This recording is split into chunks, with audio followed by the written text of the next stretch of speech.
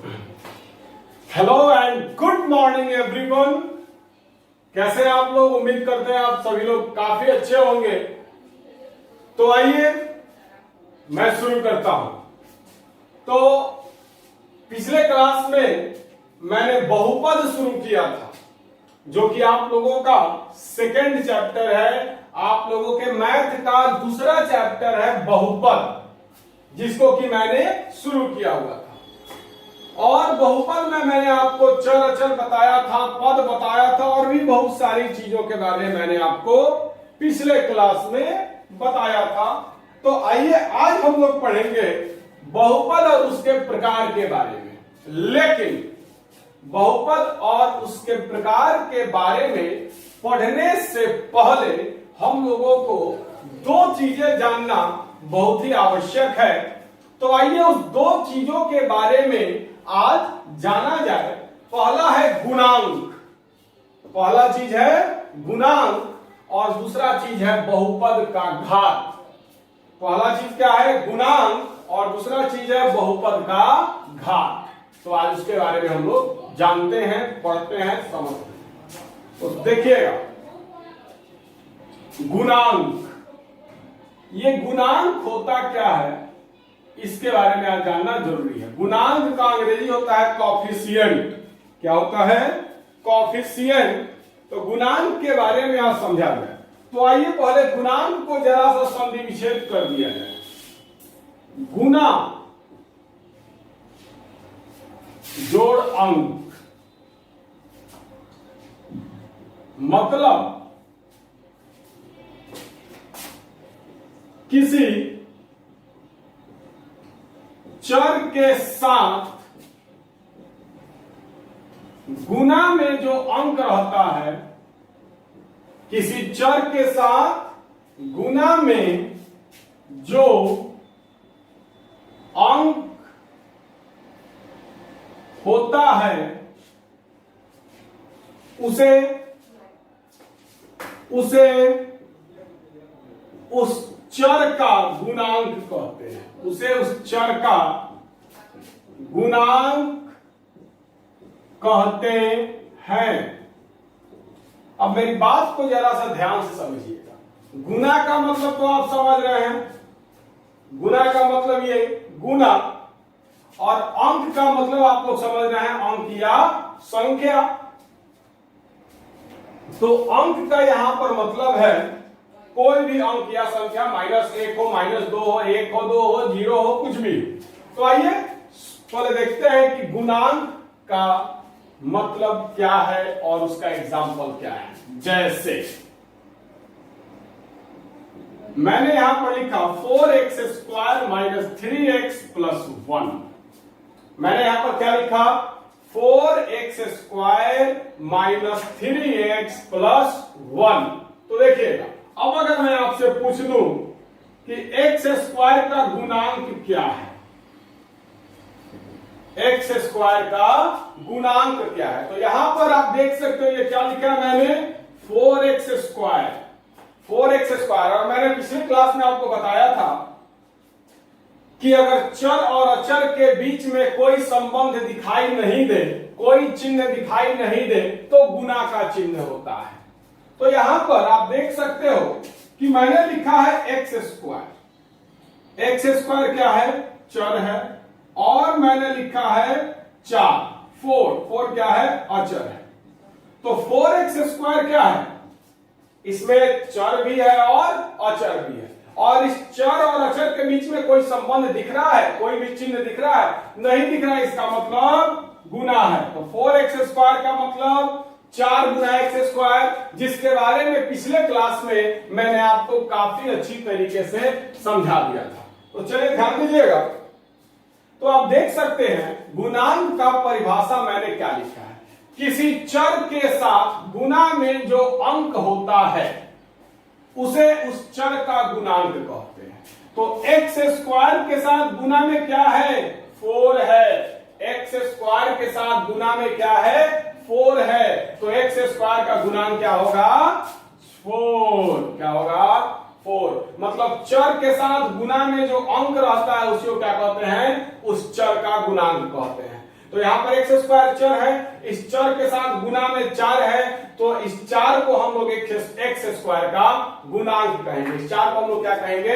X square का गुणांक कहेंगे। अंग्रेजी बोले तो coefficient of X square is equal to 4। अब आइए, अब मैं अगर आपसे बोल दूं x का गुणांक बताइए, x का गुणांक बताइए, तो यहां पर आप देख सकते हैं, यहां पर लिखा हुआ है -3x। यहां पर क्या ले बाबा, चिन्ह को नहीं छोड़ना है, माइंड में रख लेना। यहां पर आपने 4 लिखा है, इस 4 का मतलब है +4। इस 4 के पहले कोई चिन्ह नहीं है, इसका मतलब है प्लस का चिन्ह है। वैसे ही 3x के पहले माइनस का चिन्ह है, तो लिखना होगा माइनस का चिन्ह। तो यहां पर लिखा हुआ है -3x। क्या लिखा हुआ है? -3x। अब मैं आपसे बोलूं कि x का गुणांक बताइए, तो -3x का मतलब क्या हुआ? -3 गुना x। -3x का मतलब क्या हुआ? -3 गुना x। x क्या है? चर है। x क्या है?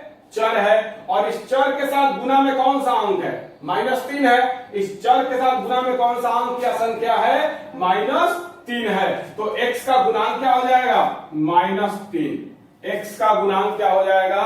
-3। x का गुणांक क्या हो जाएगा? -3। अब आगे बढ़ते हैं और कुछ एग्जांपल लेते हैं। अगर आपको मान लीजिए कहीं लिखा हुआ मिले, ये एग्जांपल नंबर 1 था। अगर मान लो आपको कहीं लिखा हुआ मिले -9y, -9y। अब मैं आपसे बोलूं कि y का गुणांक क्या है? y का गुणांक क्या है? तो -9y का मतलब हुआ -9 गुना y। -9y का मतलब क्या हुआ? तो -9 गुना y।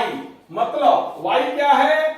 चर है। -9 क्या है? अचर है, संख्या है। तो किसी चर के साथ गुना में जो अंक होता है उसे उस चर का गुणांक कहते हैं। तो y क्या है? चर है। इस चर के साथ गुना में कौन सा अंक है, कौन सा संख्या है? -9 है।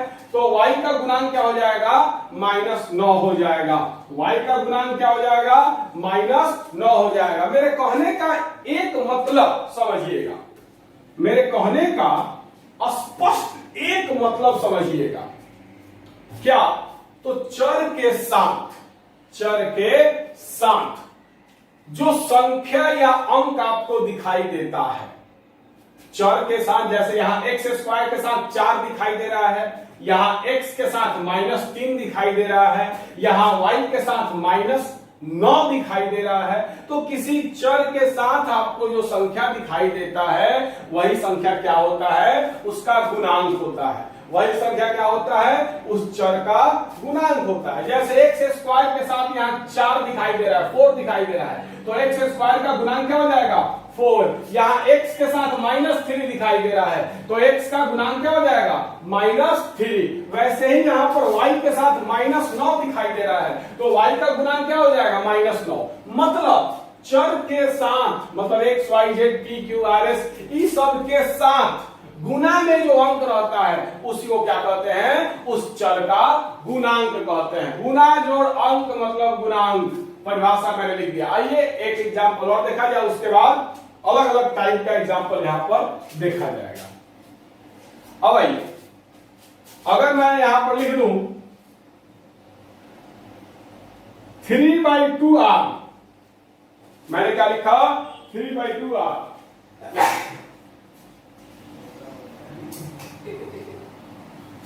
तो आप देख सकते हैं कि मैंने यहां पर लिखा है -3/2r। आप देख सकते हैं r क्या है? चर है। r क्या है? चर है। अब मैं अगर आपसे पूछूं कि r का गुणांक क्या है, अब अगर मैं आपसे पूछूं कि r का गुणांक क्या है, तो 3/2r का मतलब क्या हुआ? 3/2r मैंने लिखा है, तो 3/2r का मतलब क्या हुआ ये जानना ज्यादा जरूरी है। तो 3/2r का मतलब हुआ 3/2 गुना r। 3/2 गुना r। r क्या है? चर है। तो चर के साथ गुना में कौन सा अंक या संख्या है? 3/2। इस चर के साथ गुना में कौन सा अंकीय संख्या है? Of course 3/2। तो r का गुणांक क्या हो जाएगा? 3/2, 3/2, 3/2। तो r का गुणांक क्या हो गया? 3/2। अब आइए कुछ एक्स्ट्रा ऑर्डिनरी एग्जाम्पल्स देखा जाए तो समझिएगा। अगर मैंने यहां पर लिख दिया बाई द वे, मान लो x, मैंने यहां पर क्या लिखा है? x, और मैं आपसे बोलूं कि x का गुणांक क्या है? बाबू बहुत ही ज्यादा जरूरी चीज आपको मैं बता रहा हूं, बहुत ही ज्यादा जरूरी चीज मैं आपको बता रहा हूं, बहुत ज्यादा जरूरी। इसका मजा आपको जब आप क्वेश्चन बनाओगे, जब मैं आपको बहुपद का प्रकार समझाऊंगा, उस समय इसका बेहतरीन मजा आपको आएगा, खूब मजा आएगा इसका। तो देखिएगा, अब यहां पर मैंने लिखा है x, और मैं आपसे बोलूं कि x का गुणांक क्या है। तो यहां पर x के साथ गुना में कोई भी संख्या दिख रहा है? नहीं दिख रहा है। लेकिन क्या x को हम लोग 1x लिख सकते हैं? x को हम लोग 1x लिख सकते हैं। 1x का मतलब 1 गुना x, एक में x से गुना करो x, माने एक में किसी भी चर या अचर से गुना करने पर कोई परिवर्तन नहीं होता, मैंने आपको बताया। तो यहां पर 1x ही तो x है, तो x के साथ गुना में कौन सा संख्या दिख रहा है? 1। तो x का गुणांक क्या हो जाएगा? 1। क्या हो जाएगा?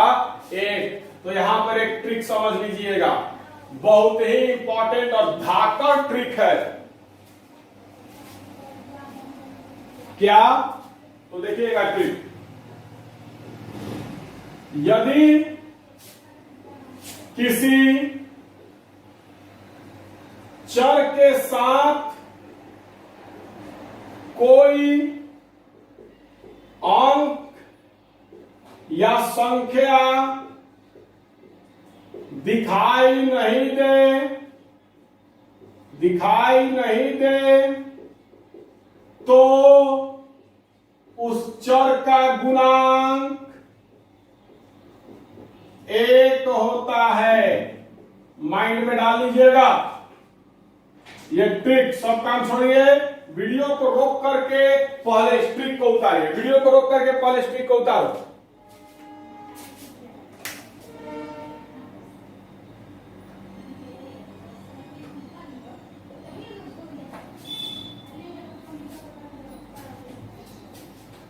वीडियो को रोक करके आपने आई थिंक उतार लिया होगा। सबसे पहले इसको उतारिएगा।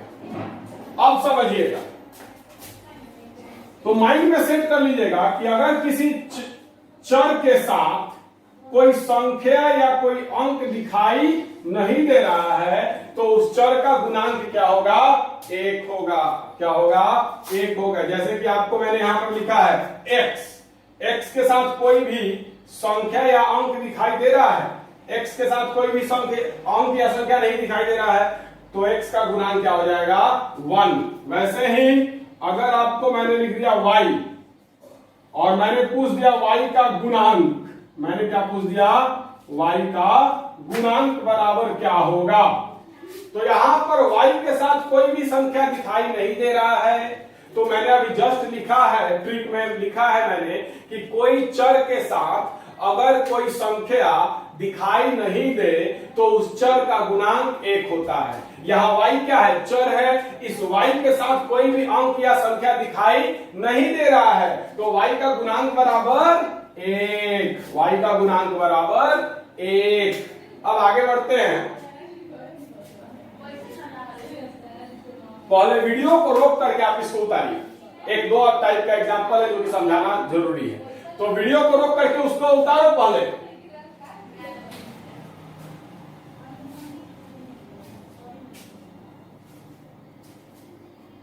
आई थिंक आप लोगों ने उतार लिया होगा।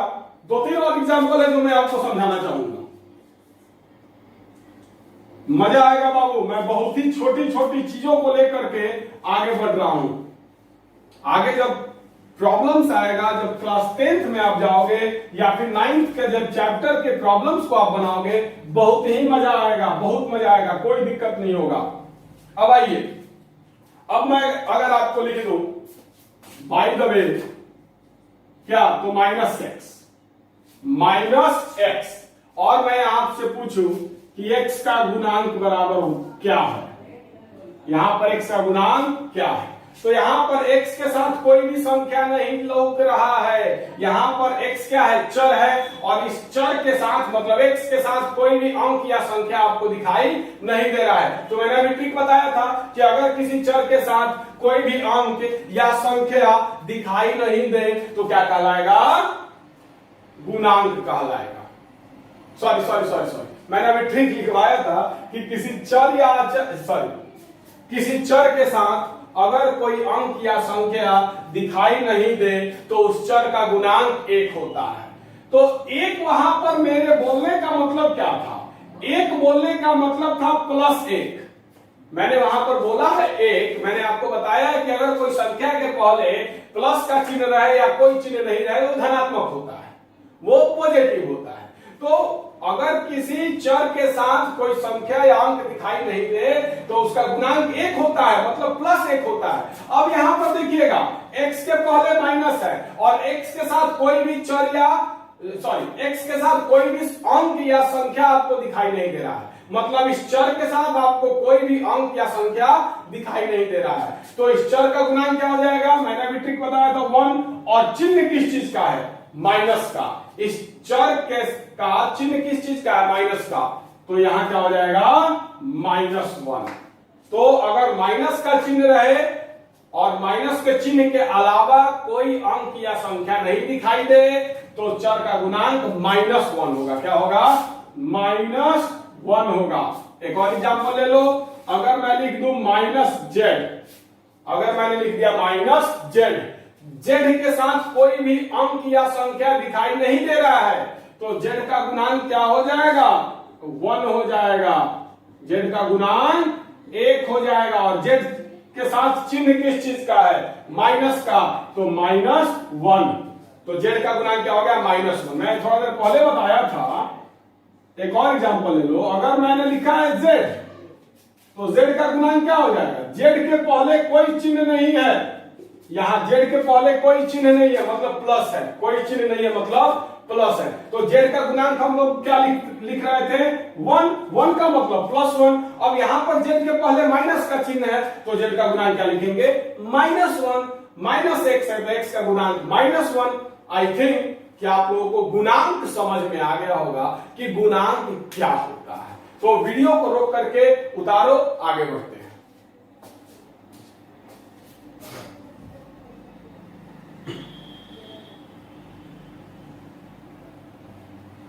अब हम लोग देखेंगे बहुपद का घात। अब हम लोग क्या देखेंगे, बहुपद का घात। बहुत ही अच्छा और बहुत ही इंपॉर्टेंट चीज है बहुपद का घात। तो आइए,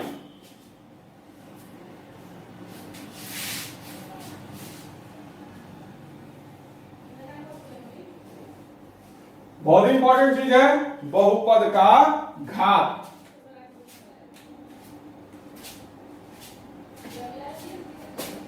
बहुपद का घात, डिग्री ऑफ पॉलिनोमियल। घात बोले तो पावर। अब समझिएगा, किसी बहुपद में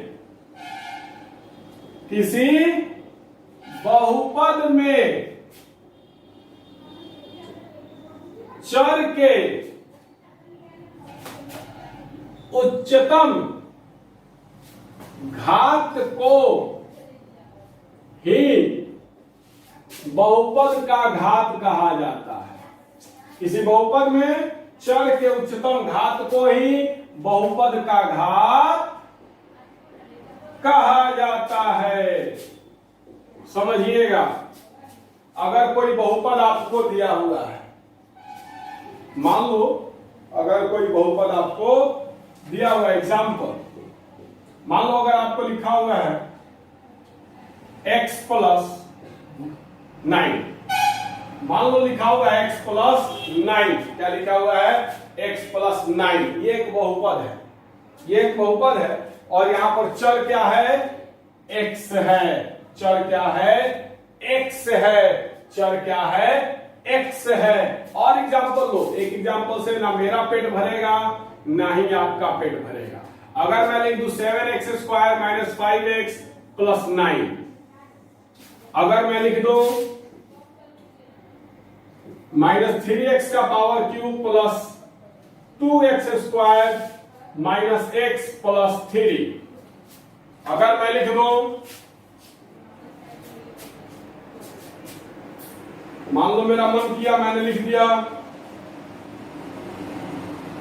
y का power 4 plus 9y cube plus 2y square minus 3y plus 1।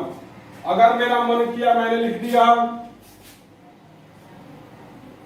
7y का पावर 3 माइनस y का पावर 9 प्लस 8y का पावर 11 माइनस 9y का पावर 3 प्लस 8।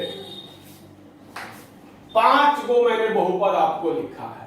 पहला बहुपद है x प्लस 9, दूसरा बहुपद है 7x square minus 5x plus 9, तीसरा बहुपद है माइनस 3x का power 3 plus 2x square minus x plus 3, चौथा बहुपद है y का पावर 4 प्लस 9y का power 3 plus 2y square minus 3y plus 1, पांचवा बहुपद है 7y to the power 3 minus y to the power 9 plus 8 into y to the power 11 minus 9 into y to the power 3 plus 8। ये 5 वो बहुपद मैंने लिखा है। अब मैं आपसे सब में पूछूं, बहुपद का घात बताओ, बहुपद का घात बताओ। यहां भी बहुपद का घात बताओ। ये जो बहुपद मैंने लिखा है, इस बहुपद का घात कितना है बताओ। यहां भी मैंने जो बहुपद लिखा है, इस बहुपद का घात क्या है बताओ। यहां भी मैंने जो बहुपद लिखा है, इस बहुपद का घात क्या है बताओ। यहां भी मैंने जो बहुपद लिखा है, इस बहुपद का घात क्या है बताओ। अब इसको बताने से पहले एक चीज मैं आपको बताना चाहूंगा।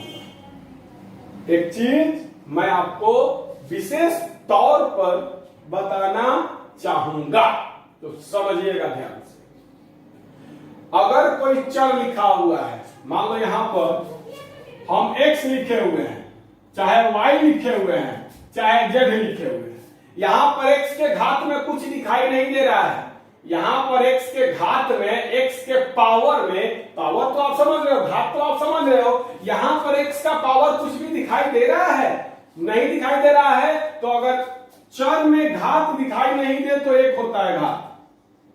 यहां पर x के पावर में x का घात जो है कुछ नहीं दिखाई दे रहा है, तो दिखाई नहीं दे रहा तो क्या होता है? एक होता है। यहां पर मैंने y लिखा है, y का पावर भी कुछ दिखाई नहीं दे रहा, तो क्या है? y का पावर एक है। यहां भी मैंने z लिखा हुआ है, z के पावर में कुछ दिखाई नहीं दे रहा है, तो क्या है? एक है। तो माइंड में सेट कर लीजिए एक बात कि अगर चर का घात में कुछ कोई संख्या नहीं दिखा रहे, चर के घात में कुछ भी दिखाई नहीं दे, तो क्या होता है? घात एक होता है। जैसे यहां x लिखा था मैंने, x के पावर में कुछ दिखाई नहीं दे रहा है, इसका मतलब x का पावर क्या है? एक है।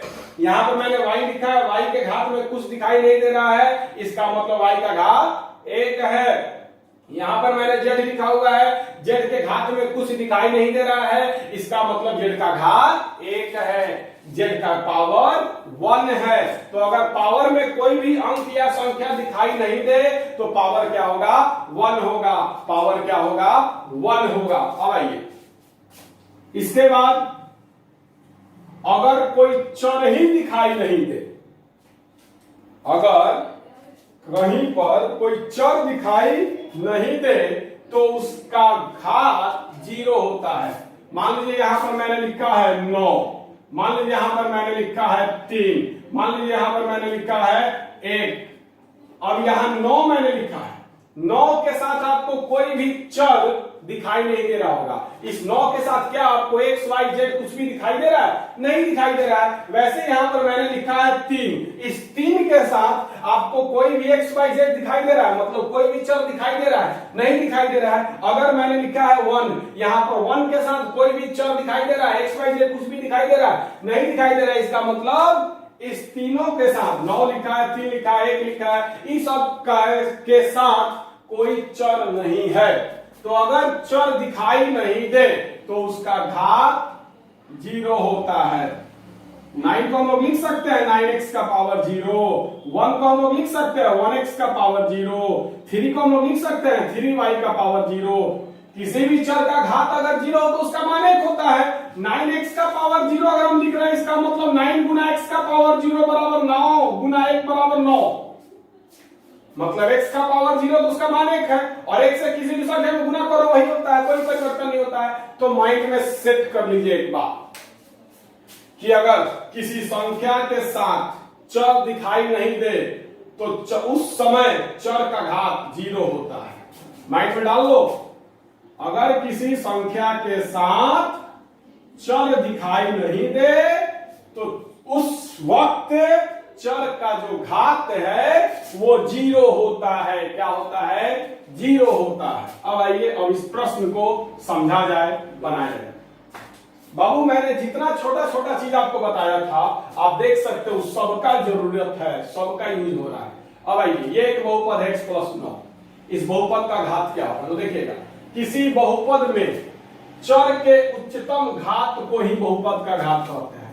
चर बोले तो x y z, तो इस सब का जो सबसे ज्यादा पावर होगा, माने सबसे बड़ा जो घात होगा वही क्या कहलाएगा? बहुपद का घात। जैसे x प्लस 9, यहां x का घात 1 है, यहां पर x का घात x है ही नहीं, यहां पर x का घात नहीं दिखाई दे रहा है तो 1 है, यहां पर x दिखाई नहीं दे रहा है तो x का घात क्या है? 0 है। 0 और 1 में बड़ा कौन है? 1 है, तो बहुपद का घात क्या हो जाएगा? 1। मतलब उच्चतम, 0 और 1 में उच्चतम का मतलब सबसे बड़ा, उच्चतम का मतलब, उच्चतम का मतलब सबसे बड़ा, उच्चतम का मतलब सबसे बड़ा। तो किसी बहुपद में चर के उच्चतम घात को ही बहुपद का घात कहते हैं। अब आप देख सकते हैं यहां पर चर का घात 1 है, यहां पर चर का घात 0 है, 0 और 1 में बड़ा कौन है? 1, तो इस बहुपद का घात क्या हो जाएगा? 1। वैसे ही आप यहां भी देख सकते हो, यहां पर x का घात, यहां पर चर क्या है? x है, तो यहां पर x का घात क्या है? 2 है, x का पावर 2 है। यहां पर x का घात क्या है? कुछ नहीं तो 1 है, और यहां पर x है ही नहीं, इसका मतलब उसका घात क्या है? 0 है। अब 0, 1 और 2 में बड़ा कौन है? सबसे बड़ा कौन है? तीनों में सबसे बड़ा कौन है? डेफिनेटली 2 है, तो इस बहुपद का घात क्या हो जाएगा? 2। इस बहुपद का घात क्या हो जाएगा? 2। अब आइए, अब यहां पर देखिएगा, यहां पर x का घात क्या है? 3 है, x का पावर क्या है? 3 है। यहां पर x का पावर क्या है? 2 है। यहां पर x का पावर दिखाई नहीं दे रहा है तो 1 है, यहां x ही दिखाई नहीं दे रहा है तो पावर 0 है। अब 0, 1, 2 और 3 इस सब में सबसे बड़ा कौन है? 0, 1, 2 और 3 में सबसे बड़ा कौन है? डेफिनेटली 3 है, तो इस बहुपद का घात क्या हो जाएगा? 3। इस बहुपद का घात क्या हो जाएगा? 3। अब आइएगा यहां पर चर क्या है? y है, यहां पर चर क्या है? y है। तो किसी बहुपद में चर के उच्चतम घात को, तो यहां पर y का घात क्या है? 4 है, यहां पर y का घात क्या है? 3 है, यहां पर y का घात क्या है? 2 है, यहां पर y का घात दिखाई नहीं दे रहा है तो 1 है, और यहां पर y ही दिखाई नहीं दे रहा है तो घात क्या है? 0 है। तो ये जो बहुपद मैंने लिखा है, ये जो मैंने बहुपद लिखा है, इस बहुपद में चर का घात क्या क्या है? 0, 1, 2, 3, 4। इस सब में सबसे बड़ा कौन है? इस सब में सबसे बड़ा 4 है, मतलब चर का उच्चतम घात कितना है? चर का उच्चतम घात का मतलब y का सबसे बड़ा पावर कितना है? तो 4 है। तो इस बहुपद का घात क्या हो जाएगा? 4 हो जाएगा। क्या हो जाएगा? 4 हो जाएगा। इसके बाद आइए, अब आइए इसमें देखा जाए तो इसमें चर क्या है? y है। ये जो बहुपद मैंने लिखा है, इस बहुपद में चर क्या है? y है। यहां पर y का घात क्या है? 3 है, यहां पर y का घात 9 है, यहां पर y का पावर 11 है, यहां पर y का पावर 3 है, यहां पर तो y दिखाई नहीं दे रहा है तो पावर क्या हो जाएगा? 0। अब आप खुद बताइए, 0, 3, 11, 9, 3, 0, 3, 11, 9, 3 सब में बड़ा कौन है? 11 है, तो इस बहुपद का घात क्या हो जाएगा? 11। क्या हो जाएगा 11। तो आई थिंक आप लोगों को समझ में आ गया होगा कि बहुपद का घात क्या होता है। तो माइंड में सेट कर लीजिए कि चर का उच्चतम घात मतलब x y z इस सब का सबसे बड़ा जो पावर होगा वही क्या कहलाएगा, बहुपद का घात कहलाएगा। किसी बहुपद में चर के उच्चतम घात को ही बहुपद का घात कहा जाता है। यहां पर मैंने 5 गो बहुपद लिखा था, पांचों बहुपद में हम लोगों ने देखा कि चर का जो सबसे बड़ा पावर है वही क्या कहला रहा है, बहुपद का घात। वीडियो को रोक करके उतारिए, अगर नहीं समझ में आया हो तो बोलिएगा। वीडियो को रोक करके उतारो, वीडियो को रोक करके उतारिए।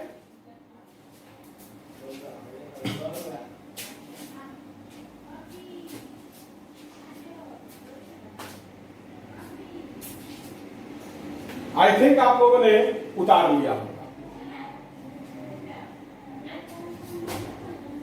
मैं जहां पर बोलता हूं कि बाबू वीडियो को रोक करके उतारिए, वहां पर उतारिए, वहां पर सोचने की आवश्यकता नहीं है, वहां पर उतारिए।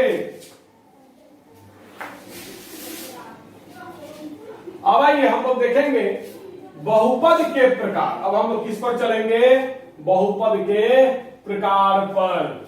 तो आइए बहुपद के प्रकार को जाना जाए, समझा जाए। तो चलिए शुरू करते हैं। बहुपद, तो बहुपद का प्रकार अब हम लोग देखेंगे। तो बहुपद के प्रकार को हम लोगों ने दो आधार पर बांट दिया। बहुपद के प्रकार को हम लोगों ने दो आधार पर बांट दिया। पहला आधार क्या है, तो पद के आधार पर बहुपद के प्रकार, पद के आधार पर, और दूसरा घात के आधार पर, घात के आधार पर मतलब पावर के आधार पर। तो बहुपद के प्रकार को हम लोगों ने दो आधार पर बांट दिया, एक पद के आधार पर, एक घात के आधार पर। तो पद के आधार पर बहुपद का 4 प्रकार होता है और घात के आधार पर बहुपद का 4 प्रकार होता है। आइए सभी प्रकार को मैं लिख दे रहा हूं, उसके बाद 1 बाय 1 सबके बारे में समझा जाएगा। तो पद के आधार पर 4 प्रकार होता है। पहला होता है एक पदी बहुपद, एक पदी बहुपद। दूसरा होता है द्विपदी बहुपद। तीसरा होता है त्रिपदी बहुपद। और चौथा होता है शून्य बहुपद। तो माने पद के आधार पर बहुपद के कुल 4 प्रकार होते हैं। पहला होता है एक पदी बहुपद, दूसरा होता है द्विपदी बहुपद, तीसरा होता है त्रिपदी बहुपद और चौथा होता है शून्य बहुपद। इसके बाद आइए घात के आधार पर भी 4 प्रकार होता है। पहला होता है एक घातीय या एक घातीय को रैखिक भी कहा जाता है। तो एक घातीय या रैखिक बहुपद, एक घातीय बोलो या रैखिक बोलो, दोनों एक ही चीज है। तो घात के आधार पर पहला प्रकार क्या होता है, एक घातीय बहुपद या रैखिक बहुपद। दूसरा होता है द्विघात बहुपद, द्विघात या द्विघाती, द्विघाती बहुपद। तीसरा होता है त्रिघात बहुपद या त्रिघाती बहुपद। और चौथा होता है शून्य घातीय बहुपद, शून्य घातीय बहुपद। ये शून्य घातीय बहुपद आपको किताब में नहीं मिलेगा। शून्य घातीय बहुपद जो मैं आपको पढ़ा रहा हूं ये किताब में नहीं मिलेगा। तो बहुपद को दो आधार पर हम लोगों ने बांटा, पद के आधार पर बहुपद का प्रकार 4 होता है, एक पदी बहुपद, द्विपदी बहुपद, त्रिपदी बहुपद, शून्य बहुपद। और घात के आधार पर भी बहुपद का 4 प्रकार होता है, एक घातीय या रैखिक बहुपद, द्विघाती बहुपद, त्रिघाती बहुपद, शून्य घातीय बहुपद। तो पहले वीडियो को रोक करके उतारिए, उसके बाद इसको शुरू किया जाएगा। वीडियो को रोक करके उतारो।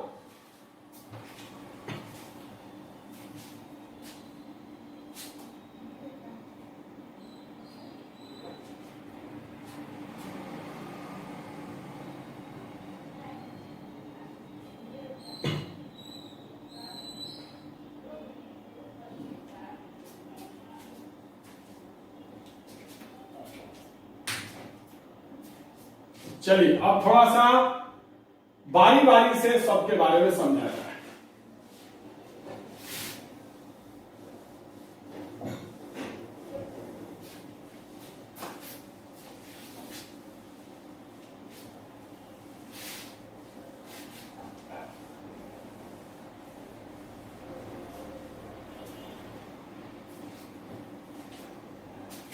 तो सबसे पहले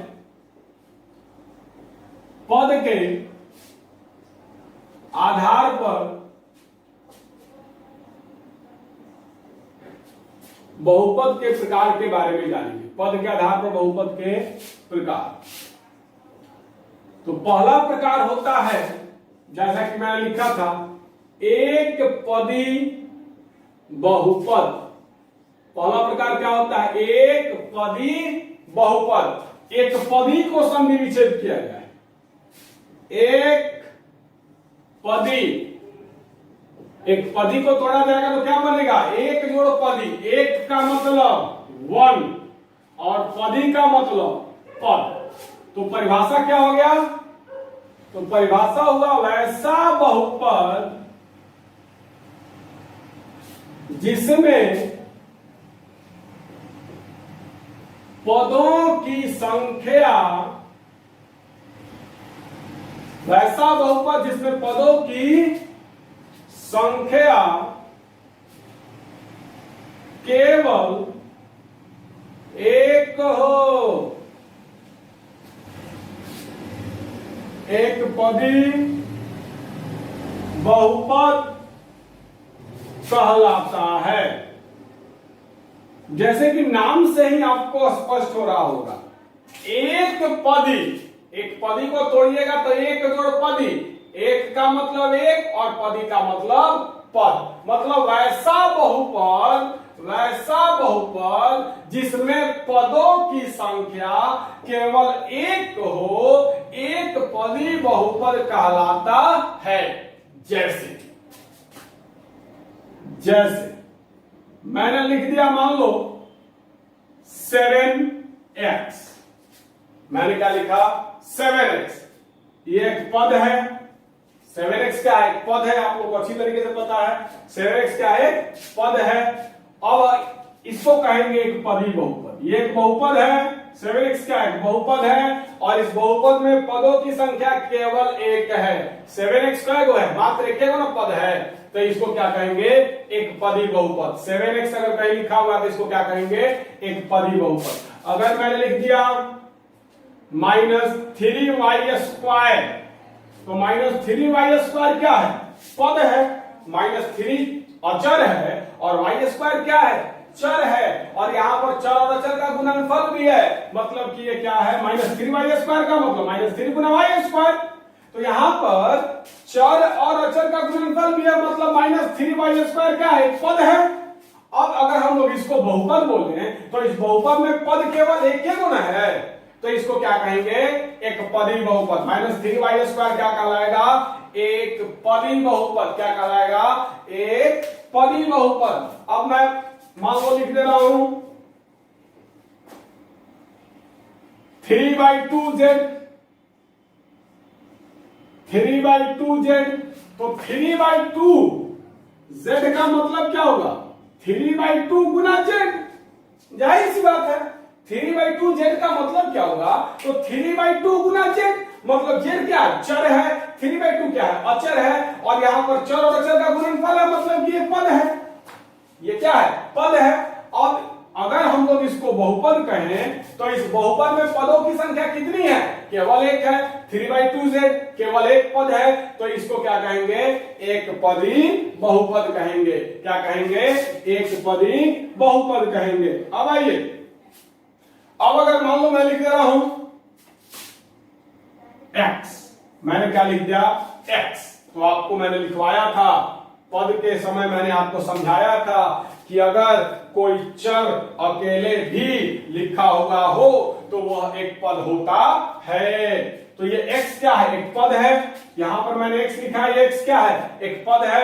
और अगर इसको हम लोग बहुपद बोले तो इस बहुपद में कई गो पद है, केवल एक पद है, तो इसको क्या कहेंगे, एक पदी बहुपद कहेंगे। क्या कहेंगे, एक पदी बहुपद कहेंगे।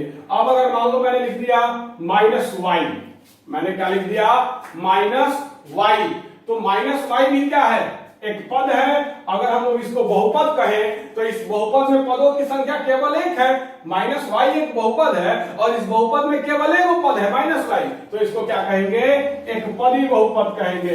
अगर मान लो मैंने लिख दिया z का पावर 3, मतलब z का पावर 3, तो z का पावर 3 भी क्या है, एक पद है। z का पावर 3 क्या है, एक चर है। और मैंने आपको बताया कि अगर चर अकेले भी दिखाई दे तो वो क्या कहलाता है, पद कहलाता है। तो z का पावर 3 क्या है, एक पद है। अगर इसको हम लोग बहुपद बोले तो इस बहुपद में पदों की संख्या केवल एक है, तो इसको क्या कहेंगे, एक पदी बहुपद कहेंगे। क्या कहेंगे, एक पदी बहुपद कहेंगे। अगर मान लो मैंने लिख दिया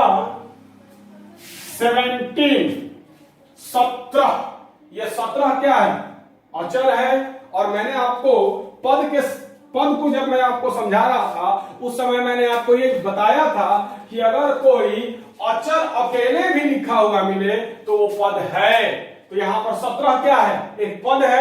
और अगर हम लोग इसको बहुपद बोले तो इस 17 क्या, अगर एक बहुपद है तो इस बहुपद में पदों की संख्या केवल एक है, 17, तो ये भी क्या है, एक पदी बहुपद है। क्या है, एक पदी बहुपद है। अगर मैं लिख दूं मान लो 59, मैंने क्या लिख, चलो 159, मैंने लिख दिया मान लो 159, तो 159 क्या है, अचर है।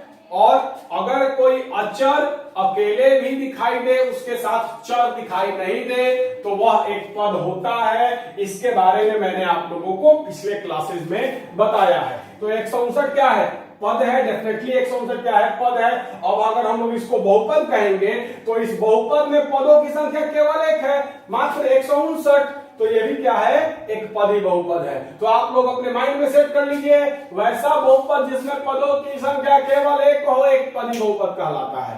जैसे 7x - 3y², 3/2z, ax - y, z³, 17, 159, ये सब बहुपद है। कौन सा बहुपद है, तो एक पदी बहुपद इत्यादि।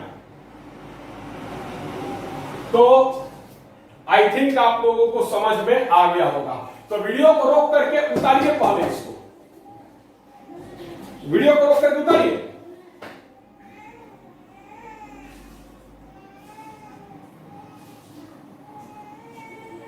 तो चलिए, क्लास ज्यादा लंबा हो जाता है तो आप लोगों को भी अच्छा नहीं लगता है, बोरिंग फील होता है, इसलिए आज का क्लास मैं यहीं को रोक रहा हूं।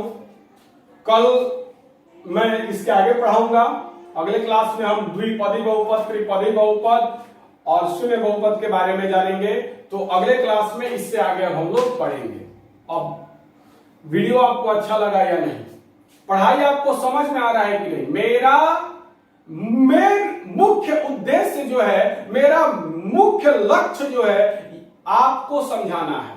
अगर आपको समझ में नहीं आ रही है तो फिर कहीं ना कहीं मैं अपने लक्ष्य को प्राप्त नहीं कर पा रहा हूं, कहीं ना कहीं मेरा उद्देश्य जो है वो पूरा नहीं हो पा रहा है। मतलब मेरा जो मेहनत है वो बर्बाद हो रहा है, मेरा मेहनत व्यर्थ जा रहा है।